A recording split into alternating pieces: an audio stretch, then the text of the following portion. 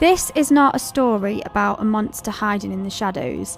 This is a story about a son, a brother, a quiet house, and a plan that ended 3 lives before most of the world was even awake. On a quiet morning in September 2024, in an ordinary family home in Luton, police would discover a scene so disturbing that even police officers struggled to process it. A mother, 2 children, killed inside their own home, and the person responsible was already gone, walking calmly away, carrying something more terrifying than a weapon. Tonight we're talking about the Prosper family murders, a case that forces us to confront questions about violence and how warning signs can hide in plain sight.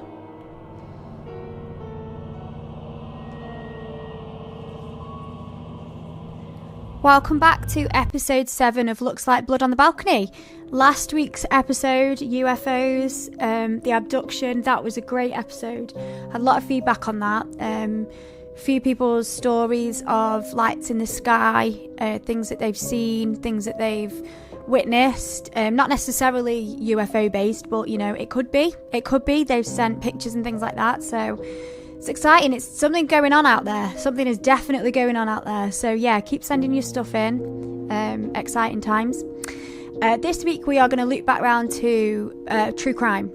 This is going to be from 2024, so it's quite a recent murder, and it is quite upsetting. So it's something that you listen to with a little warning, to be careful if you're quite triggered by things like that. But yeah, we're on episode 7 already.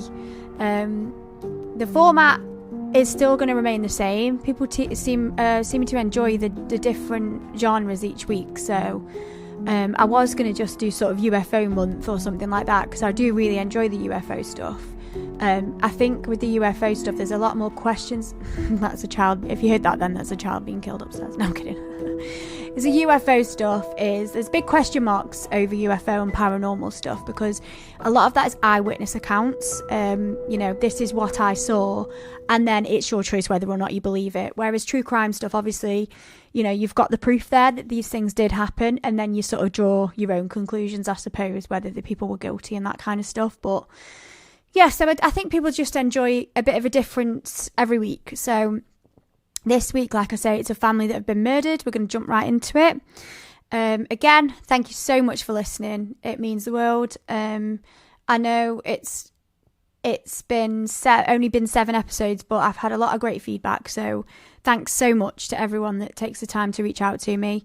But yeah, let's hit the road. Hit the road. Oh my God, my sayings. I'm gonna have to write a book about my sayings. What did I say last week? Pricked my ears up. Now we're gonna hit the road.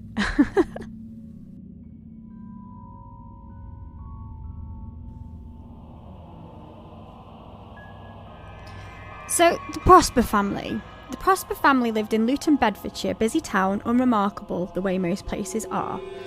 Juliana Prosper was the mother. She was described by neighbours as caring, protective, and she was raising her children largely by herself. Her children was Kyle, he was 16, and Giselle, she was just 13, and her eldest son, who was called Nicholas Prosper, he was 18 years old. To the outside world, the family was facing some challenges, but nothing suggested... I'm so sorry, that is not a sound effect. That is my children. He wasn't disruptive at all. He wasn't violent. He was intelligent. The teachers described him as quiet and withdrawn. And he just largely sort of faded into the background, which is often the most dangerous. These are where intentions do seem to go unnoticed, I think, when people just kind of blend in. So it was the early hours of September the 13th in 2024. My American accent came out then. Whilst the rest of the household slept. Nicholas Prosper carried out a plan that he'd been preparing for weeks. Now, he had illegally obtained a shotgun. I don't know for what other reason an 18-year-old would want a shotgun. I'm not going to say I'm not into... Guns to me are like forbidden. Like, I've never seen a gun.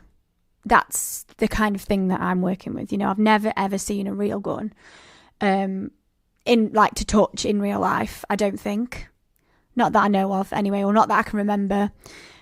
So this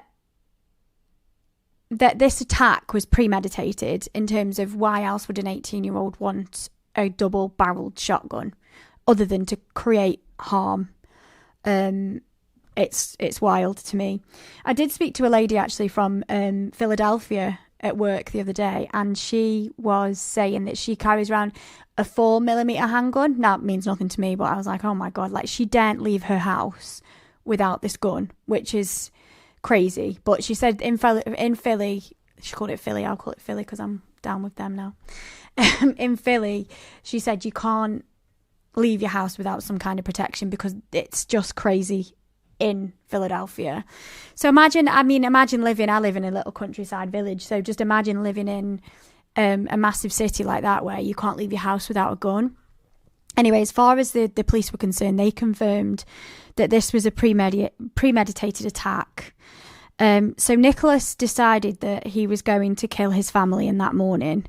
I don't know at what point in your life you would think that you would want to kill your family. There's people that I've been very upset with and very hurt by, but I've never wanted to kill anyone. It's crazy to me, and really, really sad. So yeah, he'd been planning this murder for a long time from what the police have gathered. It's been something that he's been thinking about for a while, which is obviously it concludes with the fact that he's got the gun. So the house was quiet, not the kind of quiet that feels peaceful, but the kind that only exists in the very early hours of the morning when the world is asleep and nothing is supposed to happen. Inside the family home, everyone was asleep. Juliana Prosper had gone to bed, believing her children were safe under the same roof. Kyle and Giselle were in their rooms, unaware that this would be the last night of their lives. And somewhere else in the house, Nicholas Prosper was awake. Police would later determine that it wasn't a moment of sudden rage. It wasn't a snap decision. This was the final stage of a plan that had already been made. Nicholas waited, and he waited for the whole house to fall completely silent. He waited until doors were closed, until there was no movement at all. No one in the house knew that he'd got a gun. He didn't tell his brothers or sisters. He didn't tell his mum, obviously. So there was no warning, no argument, no raised voices. He just decided that this is what he was going to do. Investigators do believe that Juliana was killed first, which was the mother. The exact details of her final moments have not been released publicly out of respect for the family, but the police do confirm that she was attacked while she was vulnerable inside her own home. So jumping to conclusions there, it implies that she was possibly asleep. She was killed by a person that she trusted as her son. After Juliana was killed, Nicholas moved through the house, and they believe that Kyle was next. He was just 16 years old. Kyle should have been worried about school, friends, his future. Instead, his life was taken before he'd even had the chance to wake up. So Kyle was asleep when he decided to shoot him. And then Giselle, she was only 13 years old. Young enough to still be a child, but young enough to believe that her home meant safety. Police described the scene as controlled, deliberate and devastating. There was no evidence of a struggle, no sign that anyone had a chance to escape. So this suggests that the family had no time to understand what was happening. So whether or not they woke up and he was there with the gun, or he didn't let them wake up and shot them all, I don't know. It wasn't chaos. There wasn't running and flapping and like her trying to like get the gun out of his hands or anything like that. It was an execution. He executed his family. But after the killings, he didn't collapse. He didn't get panicked. He decided that he was just going to leave the house calmly, didn't hide, just walked out of the house.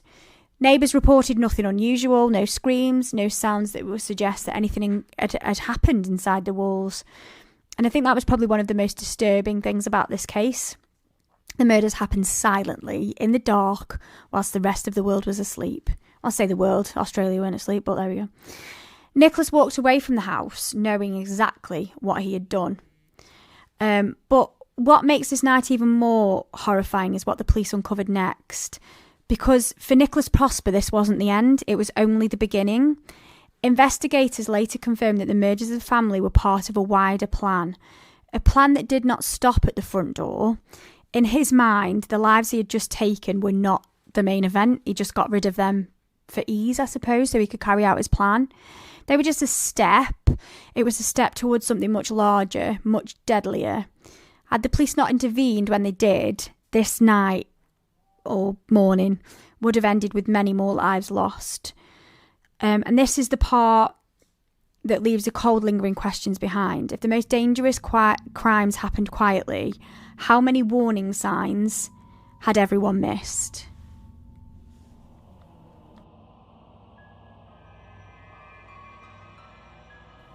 So, when the police were alerted of the Prosper family home, they didn't know the full scale of what they were walking into.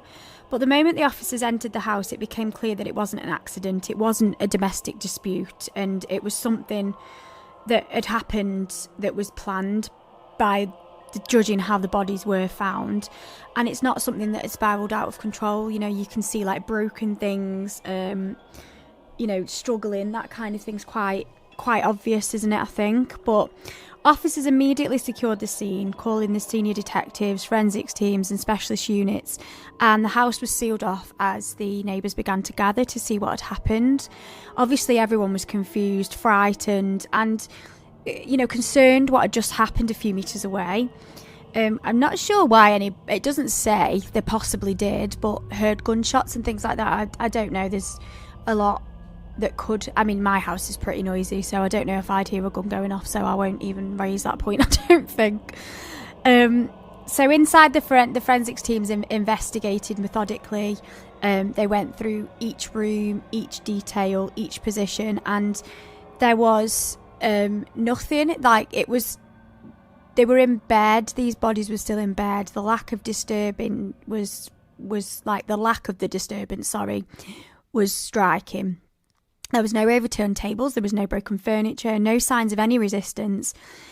It suggested that all the victims, the mum and the two children, had been attacked without warning, likely when they were asleep or unable to react, so they'd just woken up, that kind of thing. The investigation unfolded, and they didn't know what had happened, obviously, but they did notice that Nicholas was missing. So they didn't know where he was. He wasn't in the house. Like I said earlier, he walked out quite calmly, quite collected. He didn't seem to be bothered by what he'd just done, which is quite common, I think, in premeditated crimes. It's happening in his head how he pictured it. So it's going to plan so far. So the police confirmed very quickly that Nicholas was not among the victims, and that changed the entire nature then of the investigation. It was no longer just about what had happened. It started to what happened, like what would happen next. The assumption was that Nicholas had done it, and where the hell was he, basically.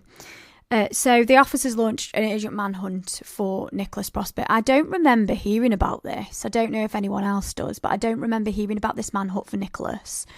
I remember the murders, but I don't remember the manhunt. Maybe I wasn't paying attention to it, but yeah. They launched this manhunt because they were under the assumption that he was armed, dangerous, and potentially he was planning something further.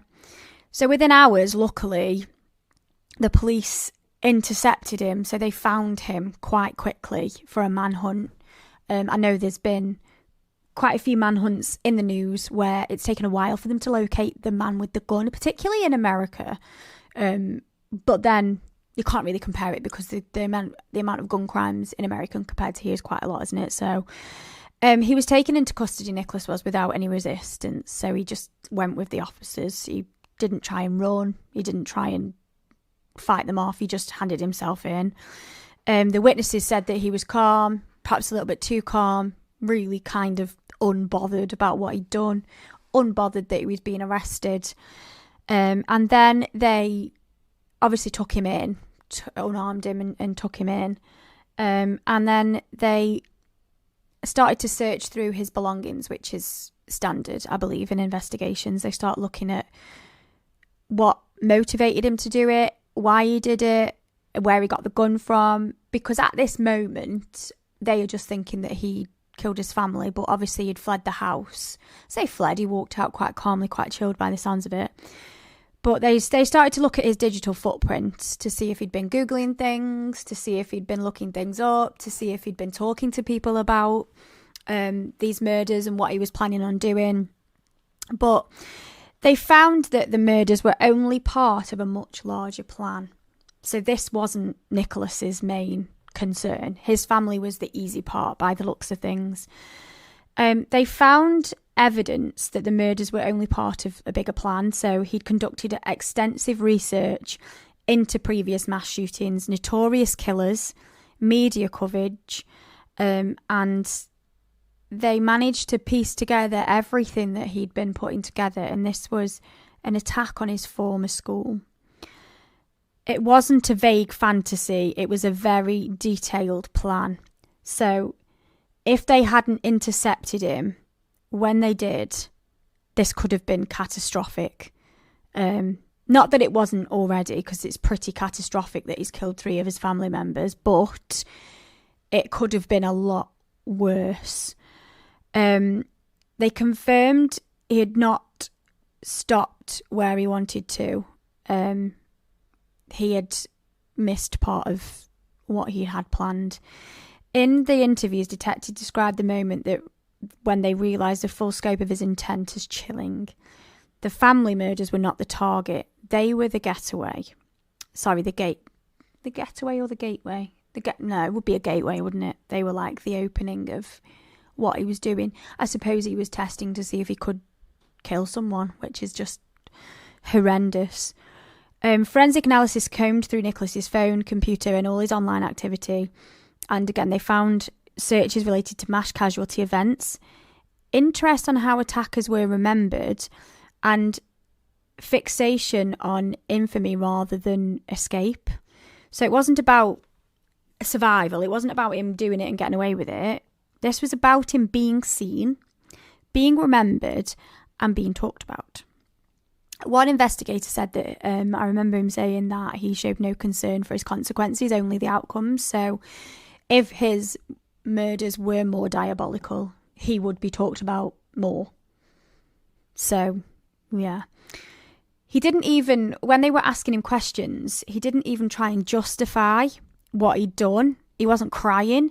He wasn't angry. He didn't break down. He was just detached. He was completely shut down. His emotions were completely shut down. He acknowledged what he'd done. He didn't dispute the evidence. And he didn't express any remorse in the way that people would expect. He'd killed his brother, his sister, and his mum. And there was no denial. It was just acceptance. It was almost like he was just, he knew what he was going to do for a while, so it wasn't a shock to him. He'd been planning this for a while. Even experienced detectives admitted the case stayed with them, so they were really, really affected by what Nicholas had done. Because unlike a crime where you've got a motive, if I don't know, it's awful, but a husband kills a wife because there's been an affair. Affairs are damaging, and they can cause a hell of a lot of damage to a lot of families. But there was nothing like that. There was no affair. There was no new man in her life. There was nothing. It was just, he'd just deliberately killed his own family. And it wasn't out of any rage or any strategy. He just wanted to kill them and then move on to the next part of his killing, which was his old school. That's where he was heading, his old school. He wanted to go and do these mass shootings in this school. The public, obviously, because the neighbours had gathered around, details did emerge quite quickly of what had happened, that Nicholas had killed his family. The community struggled to process what had happened, so people were asking, how did no one know? What were the warning signs? Could this have been prevented? Which I think in something as callous as this, you can't spot signs. The schools reviewed it made the schools review their safety protocols. So, especially in smaller communities and things, they discussed mental health support. Parents looked at their own children differently. And it wasn't a crime that stayed contained, it rippled outwards. The evidence was overwhelming. By the time the case had reached the court, there was no doubt. Forensic evidence, digital records, Nicholas's own admissions. There would be no dramatic trial, no defence arguing innocence. Nicholas Prosper pleaded guilty, sat down, he said, yeah, I did it, I'm not even going to fight you. And that in itself, to me, is chilling. Like, he knew exactly what he was doing.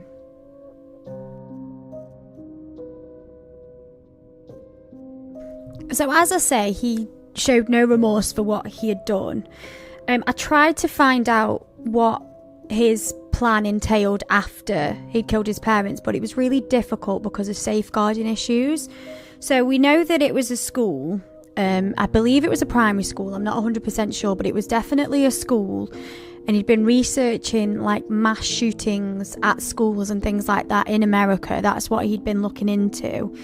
So it was never actually publicly named what school it was. I would make a massive assumption that the school was made aware, and these schools were the ones that were possibly checking their safeguarding and things like that, and their security in and out of the school. I know that in the primary school that is near us, they've got like locks on doors, and you can only get in with certain codes and things like that the teachers know and stuff. So whether or not they'd introduce things like that, I'm not sure. But the UK authorities in the court chose not to identify the school that Nicholas Prosper had previously attended, which was probably quite easy for people in the area, I would say, because their children probably go there as well. But the main reasons for that was, again, safeguarding to protect students, staff and the wider community, and responsible reporting to avoid creating a focal point that could cause fear or a copycat fixation. So, somebody else wanting to carry it out after Nicholas failed, that kind of thing. So it was confirmed in court by the police that it was a former school of his, not one that he was attending at the time. I mean, he was 18, so in the UK, that's not school age, that's college and university age. So the plan was interrupted before he could reach it or even approach it. So the police got to him before he could even start this detailed plan, which was really quite lucky and really well done from the police. The risk to the public was considered serious and imminent, which heavily influenced his sentencing. So the police confirmed he had no plans connected to a former school, but out of safeguarding concerns, the location has never been publicly identified. That's what the police said in court. So that actually adds weight and gravity to the story, because this shows how seriously authorities were treating the threat. So it was pretty daunting, horrifying, awful what he'd planned to do after he'd killed his parents, which to me, that's enough, right? What he'd done to his mum and his brothers and sisters. The facts, again, were overwhelming and undisputed. The court heard how Nicholas had deliberately killed his mother, Juliana, and her two younger siblings, Kyle and Giselle, inside their home. But that wouldn't define the sentencing. What defined the sentence is what he intended to do next. So prosecutors laid out the full scope of his plan. So in court, they saw everything that he'd planned. So he'd obviously sat there and he'd laid all this out, and it was obvious what he was going to do. So they described the murders were not an end of what he was doing, but the means to an end. So much part of a wider ambition to carry out a mass shooting at his former school. So I don't think there's been a mass shooting in a school in the UK since the Dunblane incident, which was, I believe, in 1996, where a shooter went into Dunblane in Ireland and shot, was it Ireland or Scotland? Scotland, sorry, and shot children at the school. And a fact about that is Andy Murray went to that school at that time. So they described him as cold, callous, didn't care what he'd done. The judge made it clear that the case was not a moment of madness, so he didn't just go into a fit of rage. It was all about the premeditation when he got sentenced. So he spoke about the absolute devastation that it left behind, that even though he'd only carried out part of his plan, he'd raised a whole family, he turned a home into a crime scene, and lives ended before they had chance to fully begin. You know, these were little kids, like 16 and 13. They're still children. They're still really little. The judge acknowledged the ages of the victims, particularly Kyle and Giselle, and the profound betrayal of killing two people that trusted him. Then came the sentence. So Nicholas Prosper was handed a life sentence with a minimum term of 49 years before he could even be considered for release. So in practical terms, this does mean that he will spend the majority of his life behind bars.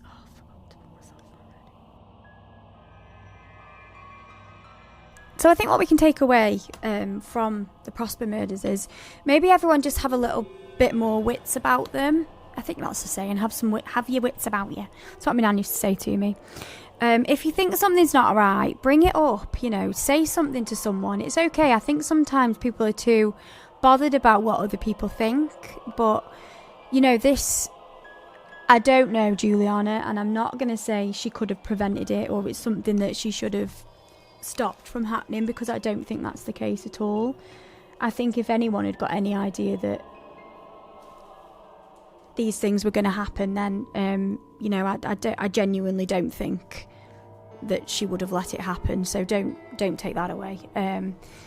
But Prosper's in prison. He's been given a life sentence. You know, he might have shown signs of mental health issues. I don't know. I think when you look, I mean, hindsight is a great thing, isn't it? You know, could have someone seen what was going on? Could have someone noticed it? Was he a bit, you know, withdrawn in his room? That kind of thing. I think a lot of killers are quite. I've not met any actually. In fact, so I don't know what I'm on about.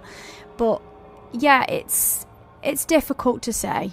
But there was it's not a story, it's a true story actually. A family friend lived in quite a nice village when I was younger, and just going into things happening at night time.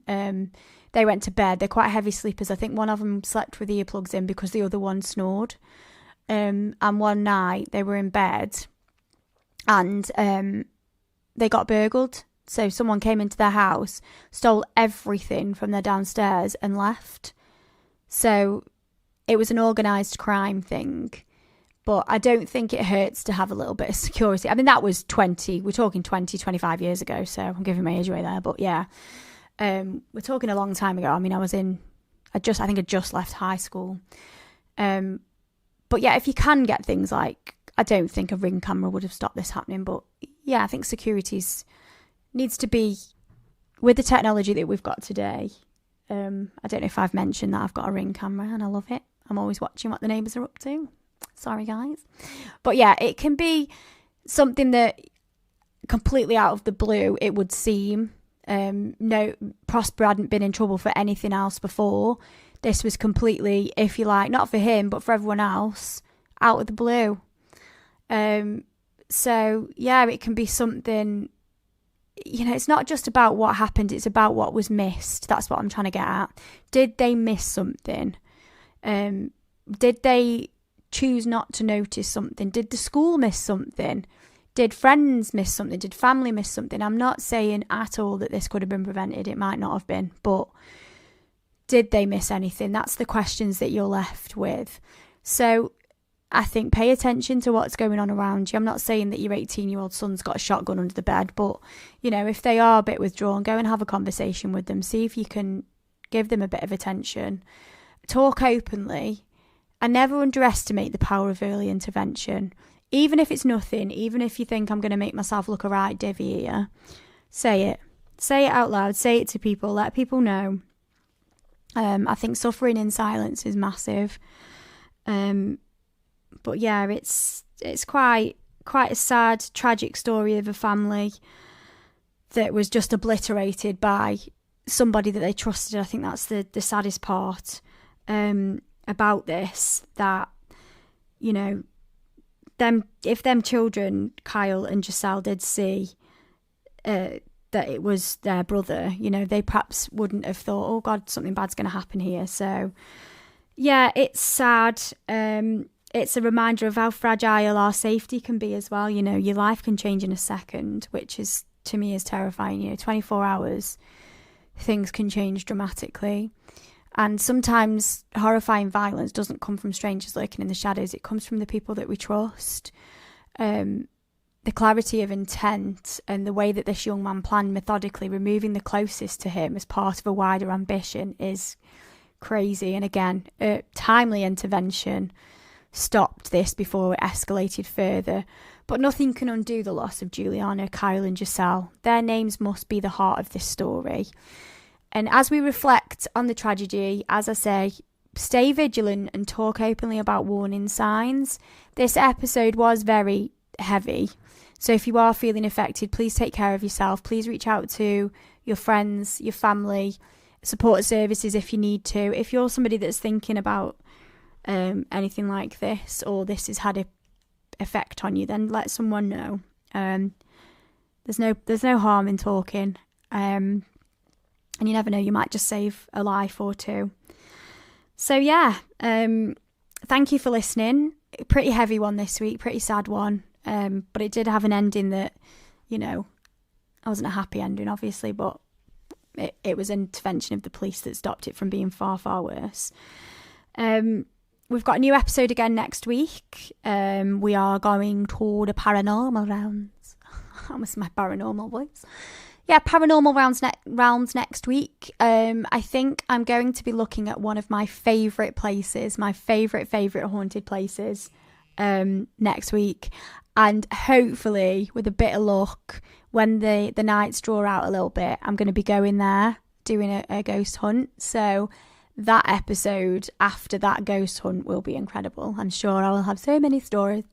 Hopefully I will have been attacked by a ghost and got loads of pictures. Not attacked like dead, but attacked in terms of, I don't know, throwing some at me. I'd quite enjoy that, I think. But I say this and then I would absolutely shit myself. So yeah, until next time and paranormal times, stay aware. If you want to talk to me about anything, send me a message. I'm not a counsellor by any stretch of the imagination, but I'm always an ear. I'm a big giant ear. So yeah, until next time, stay aware, stay safe, and remember the lives behind the headlines. Remember those people that have been affected by this. But yeah, this has been Blood on the Balcony. No, it hasn't. I keep saying that. It looks like Blood on the Balcony. And thank you so much again for listening. If you've got any stories, let me know. Looks Like Blood on the Balcony is my handle on Instagram.